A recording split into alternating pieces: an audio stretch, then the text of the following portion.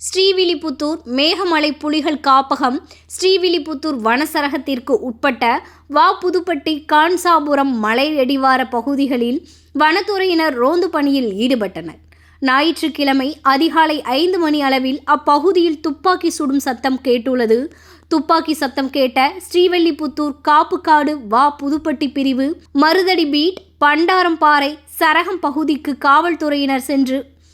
காவல்துறையினர் சென்றபோது மான் இறைச்சி மற்றும் துப்பாக்கியுடன் நின்றிருந்த கிழவன் கோவில் பகுதியை சேர்ந்த காசிமாயன், கோட்டையூர் கருப்பசாமி, சென்னையை சேர்ந்த நிக்சன் சேவியர், கான்சாபுரத்தை சேர்ந்த நல்லதம்பி, கிருஷ்ணகோவிலை சேர்ந்த துர்காவேலன் ஆகிய 5 பேரை வனத்துறையினர் கைது செய்தனர். அவர்களிடமிருந்து ஒரு நாட்டு துப்பாக்கி, 14 தோட்டா, ஒரு அரிவாள், 3 கத்தி, மான் தோல், 4 மான்கால்கள், 1.5 கிலோ மான்கறி, நெற்றி லைட், 3 பைக்குகள் ஆகியவற்றை வனத்துறையினர் பறிமுதல் செய்தனர்.